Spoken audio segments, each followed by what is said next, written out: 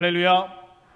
오늘도 복된 성일 하나님 앞에 예배로 나와 은혜 가운데 나아가는 우리 사랑하는 성도들에게 오늘도 예배를 통하여서 또 귀한 말씀을 통하여서 하나님의 평강과 은혜가 넘치시는 여러분 가정과 사업장과 삶의 지경이 되실 수 있기를 우리 주님의 이름으로 축원드립니다.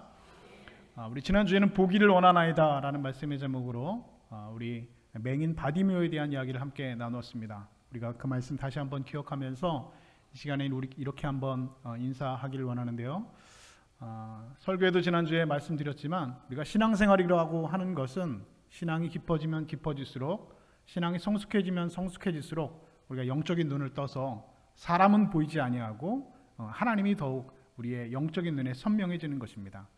사람을 보고 시험 들고, 사람을 보고 상처받고, 사람을 보고 마음의 어려움에 빠지는 것이 아니라 신앙이 깊어지면 깊어질수록, 믿음이 견고해지면 견고해질수록, 우리의 영적인 눈이 띄어지면 띄어질수록 우리 눈에 보이는 사람은 점점 희미해지는 것이고, 우리 눈에 보이지 않는 하나님이 영적인 눈을 떠서 더욱더 선명해지는 것이 우리의 신앙생활입니다. 이 시간은 그래서 지난주 말씀 우리가 다시 한번 기억하면서 좌우 앞뒤 분들과 함께 이렇게 인사했으면 좋겠습니다. 영적인 눈을 뜨시기 바랍니다. 함께 인사하겠습니다. 시작. 영적인 눈을 뜨시기 바랍니다. 영적인 눈을 뜨시기 바랍니다. 영적인 눈을 뜨게 되면 여러분 어떻게 됩니까? 사람이 잘 안 보인다고 했죠. 교회는 여러분 사람 보러 나온 것이 아니라 하나님을 보러 나오는 것입니다. 사람 만나러 나오는 것이 아니라 하나님 만나러 나오는 것입니다. 물론 사람 만나야죠. 사람 만나서 교제도 하고 그리스도 안에서 이 사랑의 교제를 나누는 것도 중요하지만 그것보다 훨씬 더 중요한 것은 먼저 하나님을 만나셔야 됩니다. 이 시간에 여러분 영적인 눈을 떠서 말씀 통하여서 예배를 통하여서 우리 가운데 역사하시는 보이지 않는 하나님을 보시는 영적인 눈을 뜨신 여러분 되실 수 있기를 다시 한번 주님의 이름으로 축복합니다. 여러분 키덜트라는 말이 있습니다. 키덜트 들어보신 분이 계실 것 같은데요. 이 키덜트라는 말은 영어로 키드라고 하는 단어하고 또 성인이라는 단어, 어덜트라고 하는 단어가 합쳐져서 만들어진 신조어입니다. 저는 그래서 이 키덜트라는 단어가 우리나라에서 만든 단어인 줄 알았어요. 인터넷 찾아보니까 이 키덜트라는 단어는 사실은 그 크리스토퍼 녹슨이라고 하는 한 작가가 1989년도에 자신의 책에서 처음으로 사용한 단어라고 하더군요. 그러니까 우리나라에서 만든 단어가 아니라 그 외국에 있는 서적에서 처음으로 등장한 것을 보면 이 키덜트라고 하는 그런 단어, 어른 아이라고 하는 이런 단어든 우리나라에서만 생기고 있는 현상이 아니라 전 세계적인 현상이라고 우리가 생각해 볼 수가 있습니다. 키덜트라는 단어를 우리나라에서는 영어로 쓰지 않고 한국말로, 우리말로 바꾸어서 이렇게 사용을 하고 있습니다. 어른이라는 말로 사용하고 있습니다. 어린이가 아니라 어른이. 여러분 들어보셨습니까? 네, 들어보신 분들 계시고 실제로 이 젊은 친구들, 이 학생들은 어른이라는 말을 굉장히 빈번하게 사용을 하고 있습니다. 그리고 또 우리말로는 어른 아이라는 말로도 사용을 하고 있습니다. 어른 아이란 말도 여러분 들어보셨죠? 어른은 어른인데 하는 짓은 아이라는 겁니다.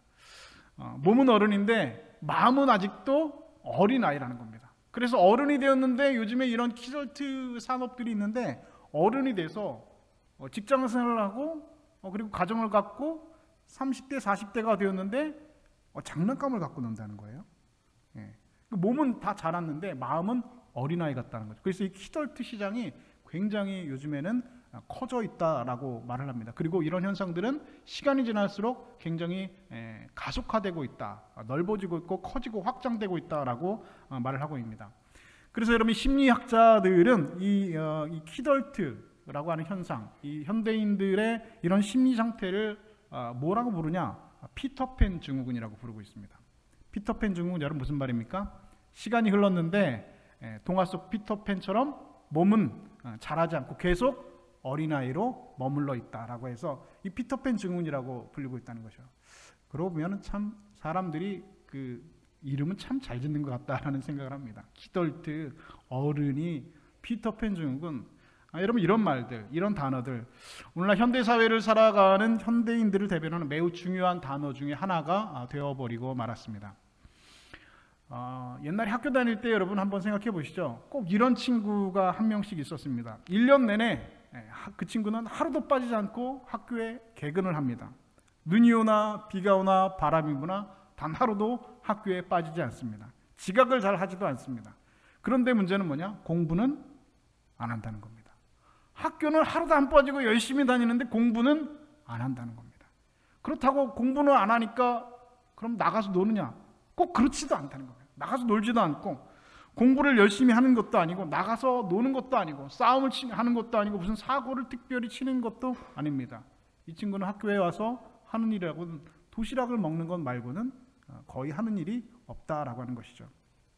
그런데 여러분, 오늘날 교회에도 이런 교인들이 있다고 합니다. 1년 내내 개근합니다. 1년 52주 한 주도 빠지지 않고 열심히 교회에 잘 나옵니다. 주일날이면 열심히 빠지지 않고 교회에 잘 나옵니다. 교회 안에서 특별히 무슨 말썽을 부리고 문제를 일으키지도 않습니다. 그런데 이상하게도 믿음은 자라지가 않는다는 것입니다. 5년 전이나 10년 전이나 지금이나 하나도 변한 것이 없이 똑같다라고 하는 것이죠.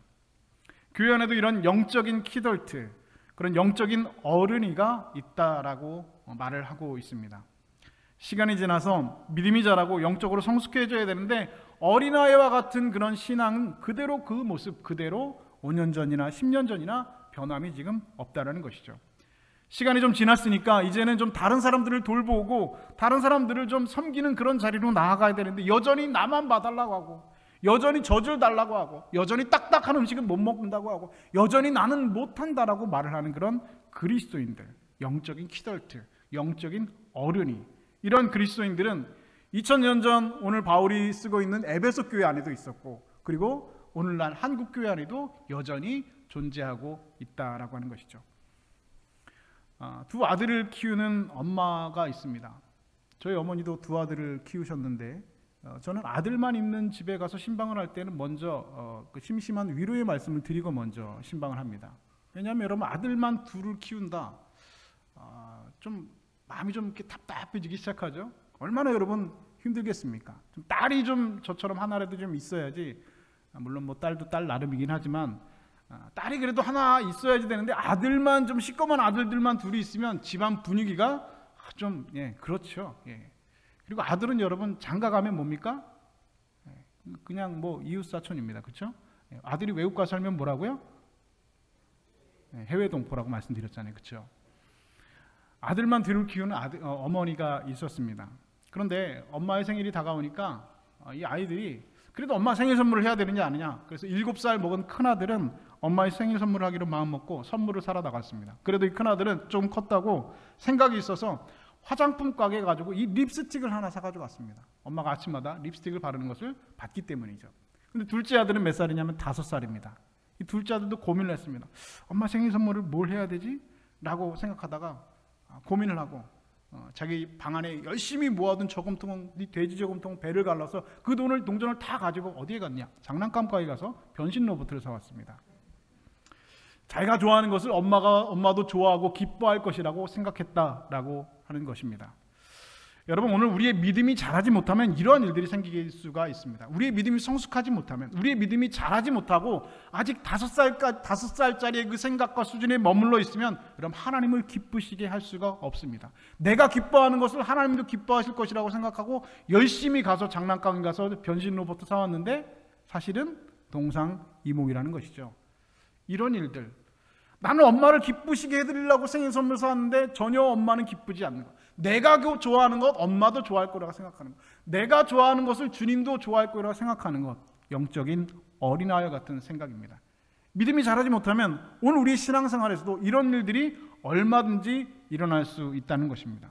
여러분, 날마다 우리는 믿음이 자라나야 됩니다. 날마다 우리는 변해야 됩니다. 어제보다 오늘이 새로워야 되고 오늘보다 내일이 더 새로워져야 됩니다. 믿음은 항상 이렇게 성장하고 자라나야 됩니다. 그래서 오늘 본문은 이렇게 말씀하고 있죠.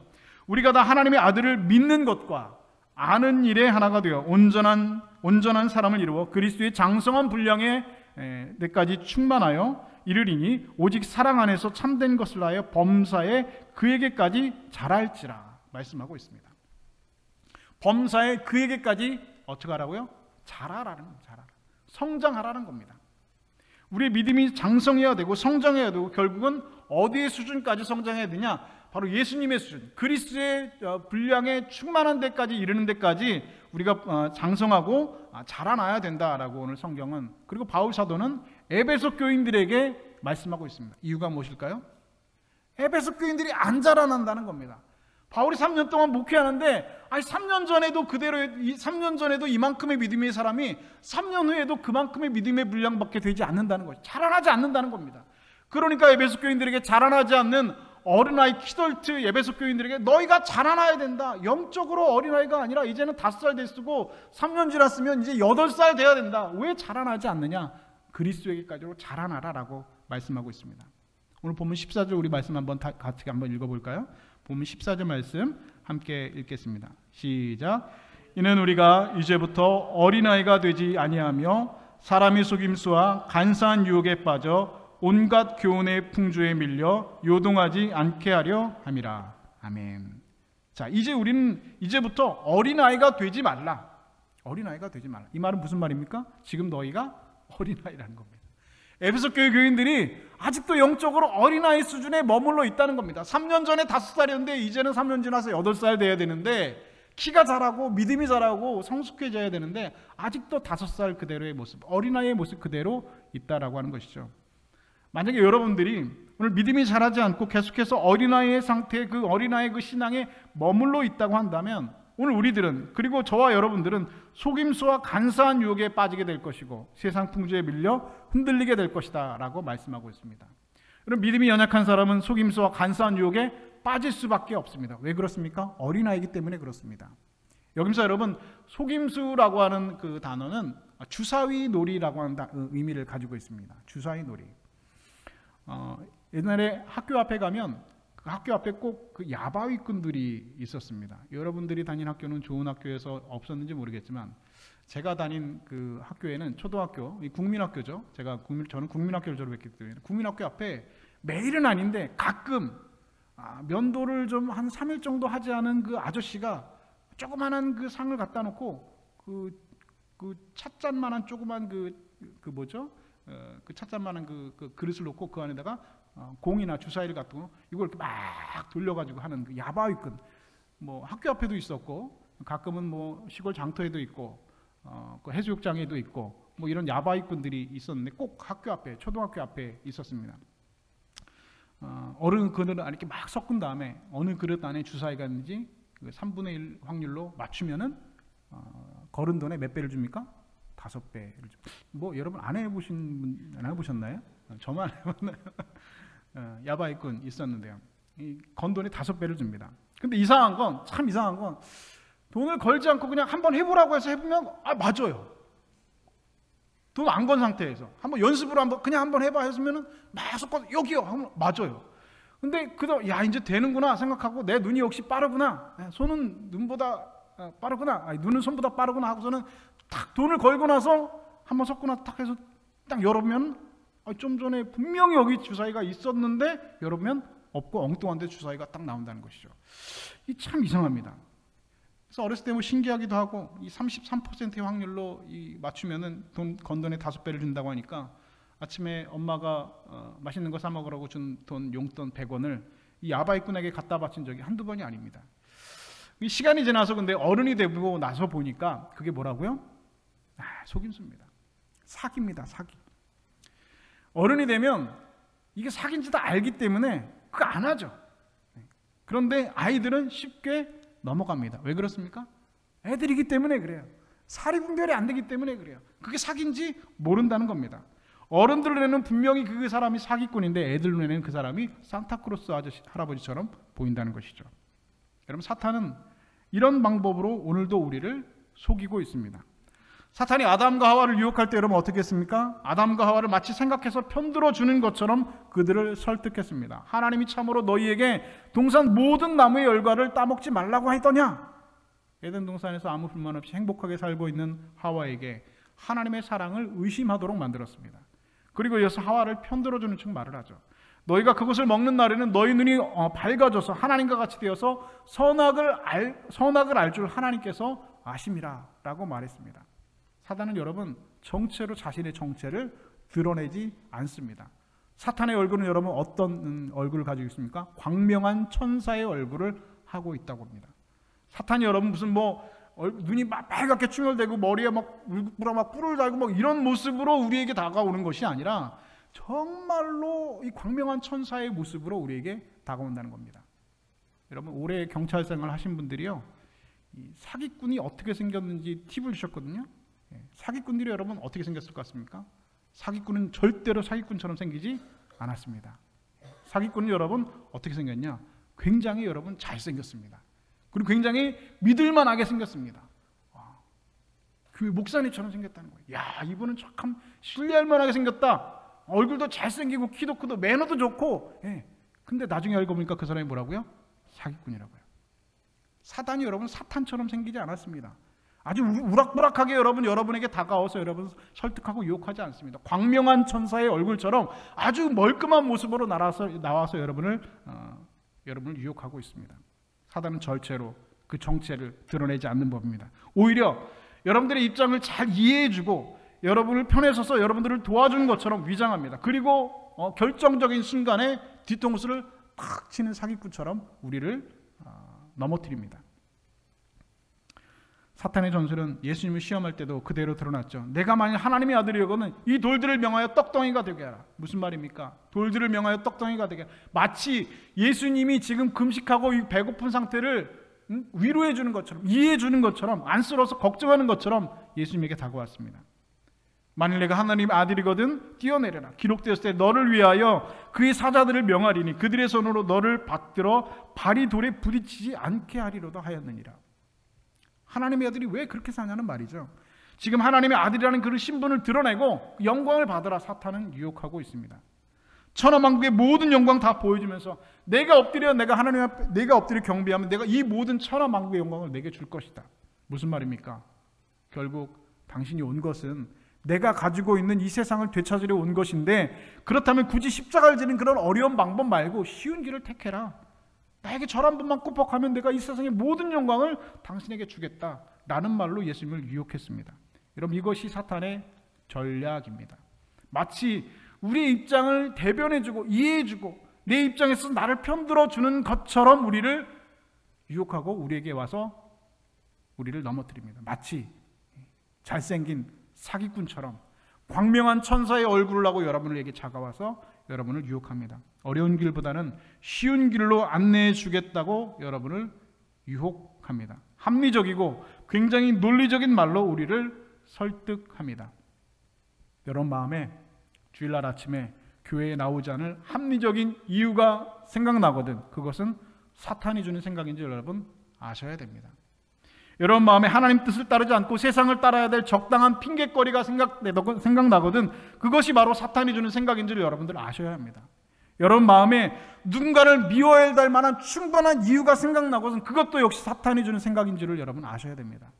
여러분 마음에 하나님 뜻이 아닌 다른 것을 생각나는 논리적이고 합당한 합리적인 그런 생각들이 생각나거든 그것은 여러분 사탄이 주는 생각입니다. 사탄은 이렇게 속임수와 간사한 유혹으로 접근해 올 때 쉽게 넘어가는 사람은 그 사람이 어떤 사람입니까? 그 믿음이 어린아이와 같은 사람입니다. 또 믿음이 연약한 사람은 세상 풍조에 휩쓸려 들어간다고 말씀하고 있습니다. 온갖 교훈의 풍조에 밀려 요동하지 않게 하려 함이라 말씀하고 있죠. 여기서 여러분 온갖 교훈의 풍조라는 말은 여기서 풍조라는 헬라어는 아네모스라고 하는 이 바람이라는 뜻을 가지고 있는 헬라어 단어입니다. 마치 그 바다에 떠 있는 배가 바람이 쉬지 않고 흔들리면서 파도에 밀려가는 것을 뜻하는 단어입니다. 어린아이 같은 믿음을 가진 사람은 항상 세상이 흔드는 대로 이렇게 요동하고 흔들립니다. 세상이 바람을 한번 휙 불면 거기에 바람 똑같이 그냥 흔들리고 요동한다는 것이죠. 항상 그래서 불안한 파도 위에 서 있는 배와 같은 사람, 어린아이 같은 믿음을 가진 사람입니다. 여러분 안데르센이 지은 동화 중에 여러분 신데렐라라고 하는 동화를 여러분 다 알고 계시죠? 그래서 여러분 어렸을 때 신데렐라는 어려서 부모님을 잃고요 계모와 언니들에게 어떻게 살았다고요? 구박받고 살았더래요. 구박받고 살았더래요. 여러분 다 그 내용을 다 알고 계시죠? 이렇게 계모와 언니들에게 구박받고 살았던 신데렐라. 그런데 어느 날 이 마법의 힘을 빌려서 유리구두를 신고 황금마차를 타고 왕궁에 들어가서 누구하고 춤춥니까? 왕자하고 춤추며 즐거운 신화를 보내게 되었습니다. 그런데 문제는 12시가 땡 하면 어떻게 된다고요? 모든 것이 제자리로 돌아가게 되어져 있습니다. 마차는 호박으로 돌아가고 타고 왔던 말들은 생쥐로 변하고 화려한 드레스는 누더기로 변하고 번쩍번쩍 빛나는 유리구두는 구멍 뚫린 낡은 신으로 변하게 되어져 있습니다. 그래서 여러분, 신데렐라는 왕자와 즐겁게 춤을 추고 즐거운 시간을 보내더라도 자정을 알리는 시간이 땡땡 하는 시간이 울리기 시작하면 어떻게 합니까? 정신없이 도망간다는 겁니다. 그런데요, 오늘날 교회 안에도 신데렐라 교인이 있답니다. 신데렐라 교인. 예전에 제가 말씀드렸죠? 가나안 교인 말씀드렸죠. 가나안 교인. 가나안 교인 뭔지 아세요? 기억을 못 하십니까? 네. 가나안 교인. 가나안 거꾸로 해보세요. 뭐라고요? 안 나가. 교회 안 나가. 예. 가나안 교인. 교인인데 교회 안 나가. 코로나가 시작하면서 가나안 교인이 굉장히 많아졌대요. 한국 목사님들도 이름을 굉장히 잘 돼요. 가나안 교인. 가나안 교인보다 요즘에는 신데렐라 교인이 있답니다. 신데렐라 교인. 이 신데렐라 교회는 어떤 교인입니까? 오늘 교회 안에 있으면서 예수님과 즐거운 시간을 보냅니다. 찬송할 때 박수치고 기쁘게 예배드리고 교회 안에서는 예수님과 즐거운 시간을 보냅니다. 그런데 교회 밖으로 나가면 이전에 살던 그 모습 그대로 다시 되돌아간다는 겁니다. 마치 신데렐라가 자정이 땡땡 되면 모든 것이 원위치대로 리셋되는 것처럼 말이죠. 교회 안에서는 아름다운 옷을 입고 유리구두를 신고 춤을 추는 아름다운 신데렐라인데 교회 밖에서는 누더기를 걸치고 구멍 뚫린 신을 신고 밭을 매는 그런 누추한 신데렐라로 돌아가고 만다는 것입니다. 이제는 자기 자신이 어떤 모습이 내 진짜 모습인지 구분도 안 된다는 겁니다. 그런 교인을 신데렐라 교인이라고 부른답니다. 여러분, 성숙한 사람은요, 어떤 사람입니까? 안정된 사람입니다. 요동하지 않는 사람입니다. 환경에 따라 흔들리지 않는 사람입니다. 상황에 따라서 움직이지 않는 사람입니다. 어디에 있든지 변함이 없는 사람. 교회 안에서의 모습과 교회 바깥에서의 모습이 신데렐라처럼 변하는 사람이 아니라는 것입니다.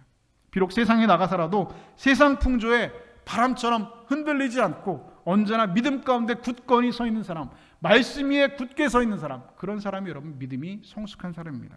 그러나 어린아이와 같은 믿음을 가진 사람은 환경에 따라 흔들립니다. 바람 부는 대로 흘러갑니다. 누가 어디 가자고 하면 그거 좋지 하면서 따라가고, 누가 여러분 무슨 일을 하자고 하면 그거 좋지 하면서 따라가는 사람, 이런 사람은 어린아이와 같은 믿음을 가진 사람이라는 것이죠. 그럼 우리가 이런 어린아이 같은 그런 믿음을 버리고 어떻게 하면 장성한 믿음의 사람이 될 수 있는 것인가? 사도 바울은 그 장성한 믿음의 사람이 될 수 있는 방법을 무엇라고 제시하고 있는가? 첫 번째로는 믿는 것과 아는 것이 하나가 돼야 된다 말씀하고 있습니다. 우리가 다 하나님의 아들을 믿는 것과 아는 일에 하나가 되어 온전한 사람을 이루어라고 말씀하고 있습니다. 믿는 것과 아는 것이 하나가 되는 것. 무슨 뜻일까? 여러분, 믿음은 있는데 아는 것이 없으면 그것은 여러분 미신이 되어버리고 말입니다. 믿음이 있다고 하는 사람들 중에서 자녀를 결혼시킬 때 궁합을 보는 분들이 있다고 합니다. 이건 제가 하는 말이 아니라 그 무당분들이 하시는 분들이더라고요. 무당 분들이 하시는데 궁합을 보러 오는데 교회 집사님들 권사님들이 궁합을 보러 온다는 거예요. 궁합만 보러 오는 게 아니라 새해가 되면 토정 비결을 보러 오시는 분들도 있고 점을 가끔 보러 오시는 분들도 있다는 겁니다. 이사를 갈 때 여러분 손 없는 날을 택하는 사람들도 교인들 중에 있답니다. 이사를 하니까 찔리는 분들이 혹시 계신지 모르겠습니다. 손 없는 날 골라서 이사 가신 분들. 저는 목사이기 때문에 가끔 이렇게 이사를 갈 때 보면 이사를 날짜를 선택해야 되잖아요. 그런데 이사를 날짜를 선택하는데 비싼 날이 있습니다. 그날은 무슨 날일까요? 손 없는 날입니다. 손 없는 날. 그러니까 사람들이 손 없는 날을 선호한다는 거예요. 근데 손 없는 날을 세상 사람들은 모르니까 그냥 미신처럼 그냥 그럴 수 있지만 손 없는 날을 누구도 좋아한다고요? 예수 믿는 사람도 좋아한다는 겁니다. 그래서 저는 일부러 싼 날, 손이 있는 날. 제가 여기 이사 올 때도 손이 있는 날 이사를 했어요. 그럼 손 없는 날이 여러분 무슨 날입니까? 잘 모르시죠? 그냥 손이 없는 날이 좋다라는 것만 알지 손 없는 날이 무슨 날인지 잘 알지를 못해요. 모른다는 겁니다. 손 없는 날은 여러분 무슨 말이냐? 귀신이 움직이지 않는 날이랍니다. 그래서 이사를 하는데 귀신이 방해 못하도록 손 없는 날을 택하는 것이고, 많은 사람들이 손 없는 날을 택하기 때문에 손 없는 날이 이사 비용이 20% 비쌉니다. 여러분 참고하시기 바랍니다. 우리 통영중립교회 성도님들은 앞으로 이사 가실 때 손이 있는 날 이사 가실 수 있는 여러분 되실 수 있기를 축복합니다. 왜냐하면 20%가 싸기 때문에 그렇습니다. 손 없는 날 뭐 그런 거 따지고 뭐 미신 이런 거 따지고 잘 알지도 못하면서 뭐 그게 손 없는 날이 무슨 날인지 알지도 못하면서 그냥 그날이 좋은 날인가 보다라고 그날을 선택한다는 것이죠. 49제라는 말이 있습니다. 예수 믿는 사람도 뭐 49제 지낸다 말을 자주 사용하는데 여러분 49제가 여러분 무슨 말인지 여러분 잘 모르시죠? 이 불교에서 사용하는 단어인데요. 죽은 사람이 극락왕생하기를 바라는 마음으로 49일 동안 기도하는 걸 49제라고 한다고 하더라고요. 사람이 죽으면 49일째 되는 날 염라대왕을 만난답니다. 뭘 만난다고요? 염라대왕을 만난다. 염라대왕. 참 염라대왕을 믿으십니까? 예. 이거 뭐 진짜 뭐 동화책에 나오는 뭐 신화 같은 얘기죠. 49일째 되는 날 염라대왕을 만나서 심판을 받는 날이기 때문에 반드시 그날 49제를 지내야 된다는 겁니다. 예수 믿는 분들 중에 저는 실제로 제가 그런 집에 신방 갔다고 했죠. 차를 새로 샀는데 목사님 우리 차 새로 샀으니까 와서 한번 차도 한번 보시고 새 차 목사님 운전도 한번 해주시고 안전 운행을 위해서 기도도 한번 해주시고 뭐 좋지요. 여러분 얼마든지 그럴 수 있습니다. 그리고 같이 뭐 짜장면도 같이 식사도 같이 하시고 얼마나 좋습니까? 저 그날 짜장면 먹었는데 근데 갔는데 바퀴에 보니까 누가 노상방뇨를 해놓은 자국이 있더라고요. 그래서 집사님 이거 바퀴에 누가 새 차에다 노상방뇨를 했네요. 아이 뭐 목사님 그 제가 목사님 오시기 전에 고시리에 하면서 막걸리 몇 컵 부르는 겁니다. 실제로 있었던 일이에요. 실제로. 돼지 머리 놓고 여러분 고사 지내는 분들도 있습니다. 남들이 절하니까 뭐 안 할 수 없어가지고 나는 교회 다니는데 어떻게 해야 되나 남들이 하니까 그냥 뻘쭘뻘쭘 해서 같이 그냥 덩달아서 절하는 분들 그런 집사님들 있을 겁니다. 여러분 고사상에 돼지 머리 왜 놓는지 여러분 아십니까? 그거 잘 모르시잖아요. 그렇죠? 이 고사상에 예수님을 넣는 건 옥황상제의 아래에 있는 그런 장군 중에 복장군이 돼지로 환상했기 때문에 이 돼지 머리를 놓고 고사를 지낸다는 겁니다. 아까는 염라대왕이었고 이번엔 누구라고요? 옥황상제. 미신 같은 얘기죠. 그렇죠? 이런 미신 같은 이야기들을 보고 사탄이 장난치는 건데 거기에 넙죽넙죽 엎드리고 고시래 하면서 막걸리 뿌리고 가서 뭡니까? 손 없는 날 가져가지고 20% 비싼데 그날 잡아가지고 이사를 다니시고 고사상에 돼지머리에 절하시고 그런 기독교인들 있다는 겁니다. 여러분 예수를 믿는 거면 우리가 무엇을 믿는 건지 정확히 알고 믿어야 됩니다. 예수를 믿는다고 하면서 아는 것이 없으면 그 또한 여러분 무엇입니까? 미신의 하나가 될 것입니다. 반대로 아는 것은 있는데 알기는 알아요. 그런데 믿음이 없으면 여러분 그것은 무엇이냐? 철학이 되고 맙니다. 어떤 사람 교회를 나오라고 하면 이렇게 말씀하시는 분들이 꽤 많이 있습니다. 뭐 저도 다 압니다. 이렇게 얘기해요.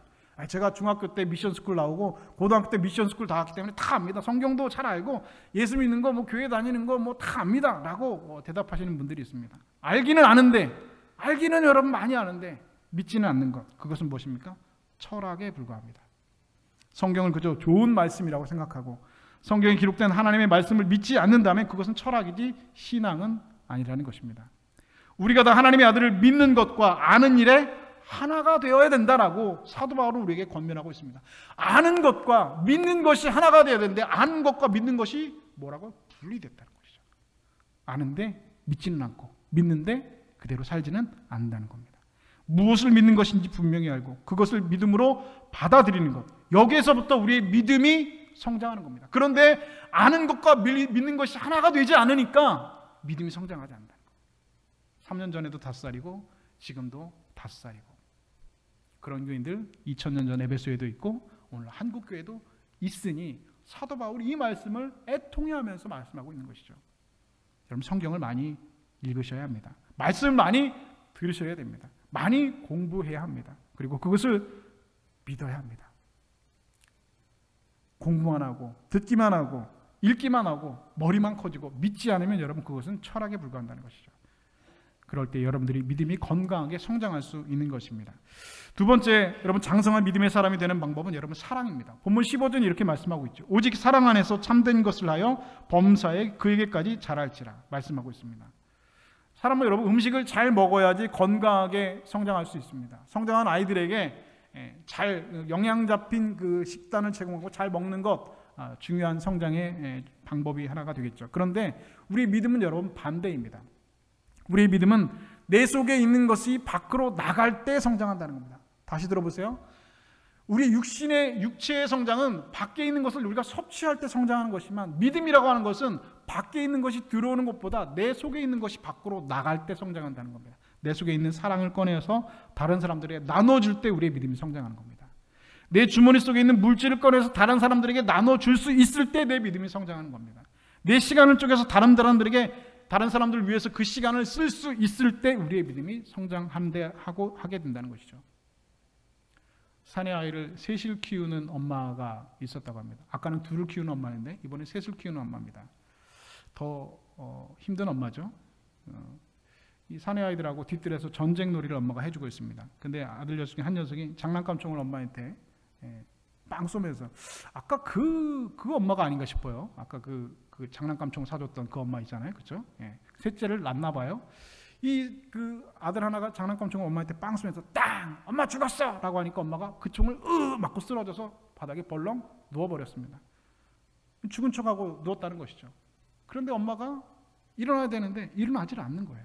그냥 계속 누워있는 거예요. 이 옆집 엄마가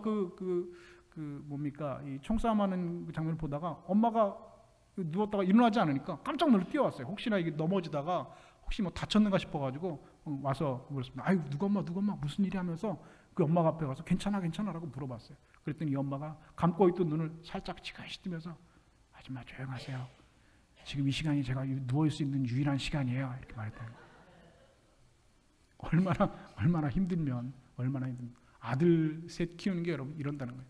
자녀를 양육하는 게 여러분 이런 겁니다. 엄마가 되어서 아이들을 키울 때 여러분 비로소 어른이 되는 거죠. 부모에게 사랑을 받기만 할 때는 아직 어른이 아니라는 겁니다. 결혼해서 아이들 낳고 그 아이를 위해서 내가 희생하고 사랑을 쏟아붓고 아낌없이 그 아이들을 위해서 살아갈 때 여러분 어른이 되는 겁니다.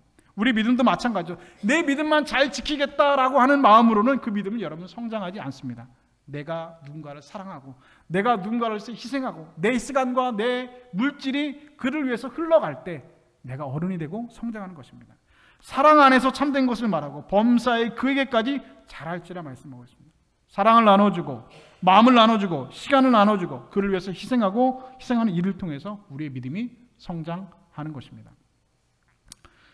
작년 2월 달에 낮은 울타리라는 기독교 잡지에 실린 글입니다. 내용이 좀 길긴 하지만 여러분 한번 들어보시면 좋겠습니다. 종로 5가역에서 내려 급히 교회로 가는 길이었다. 나는 바쁜 발걸음을 멈추게 하는 한 여자가 있었다. 그녀는 금방 울 것 같은 얼굴로 창원까지 급히 가야 되는데 지갑을 잃어버렸어요. 차비를 보태주시면 집에 가서 빌린 돈을 꼭 계좌로 보내드릴게요 하면서 애원을 한다. 나는 이 여자의 사정이 딱해 보였지만 10,000원밖에 없기 때문에 거절을 했다. 사정은 딱하지만 제가 지금 가지고 있는 현금이 없어서요. 아무래도 창원까지 갈 여비는 드리지 못할 것 같아요. 그랬더니 그녀가 하는 말이, 그러면 주실 수 있는 만큼만 주세요. 나는 10,000원을 그녀에게 주고 교회로 급히 발걸음을 재촉했다. 교회에는 나의 믿음의 어머니 같은 권사님이 오셔서 기도를 하고 계셨다. 교회의 다른 일을 챙기다가 기도실로 간 나는 아연실색하지 않을 수 없었다. 왜냐하면 낯익은 사람이 그 권사님 곁에 앉아 있었는데 조금 전 종로 5가역에서 나에게 창원 가는 여비를 보태달라고 하던 그 여자였다. 나는 권사님에게 눈을 찡긋거리며 돈을 주지 말라고 손짓발짓을 다 동원하여 무언의 표시를 해주었다. 그런데 나와 눈이 마주치기까지 권사님은 사기꾼이라는 표시를 알아채지 못했는지 손을 붙잡고 간절히 그녀와 함께 기도하기 시작하는 것이 아닌가. 그 여자는 그 권사님의 기도가 언제 끝나나 찌푸리고 얼굴을 한껏 찌푸리고 앉아 있었다. 기도를 마치고 권사님은 지갑을 돈에서 꺼내주며 그녀에게 이렇게 말했다. 꼭 예수 믿고 구원받으세요. 하나님은 당신을 정말 사랑하십니다. 하면서 다음에 또 와요 하면서 극진히 그녀를 배웅까지 해주었다. 어처구니가 없었다. 생글생글 웃고 있는 그 권사님에게 나는 다가가서 이렇게 말했다. 권사님도 참 그 여자 말 다 거짓말이에요. 제가 조금 전에 그 여자 종로 5가역에서 만났다고요. 창원 가야 되는데 여비 보태달라고 해서 돈 줬는데 그 여자 사기꾼이에요. 고속도로 여비를 구걸한 그 여자였어요. 감쪽같이 권사님 속으신 겁니다. 왜 그런 사기꾼한테 돈을 주고 그러세요? 권사님이 나에게 대답했다. 집사님, 나도 알아. 그 여자가 거짓말하고 있다는 거 나도 알고 있어요. 아까 종로 5가역에서 집사님에게 차비 주고 있는 거 나도 봤거든. 주고 오면서 왠지 마음속에 석연치 않았어. 그런데 역에서 우리 교회 안으로 그 여자가 들어온 거야. 만약에 내가 종로 5가역에서 차비 얘기를 꺼냈다면 그 여자는 복음을 듣기도 전에 아마 도망갔을 거 아니야. 어떤 동기로 교회에 왔든지 하나님께서 그 여자 보내주셨는데 온 사람을 쫓아보내는 일이 있으면 안 되는 일이지. 얼마나 불쌍한 영혼이야. 자기 죄를 알지도 못하니까 얼마나 불쌍해.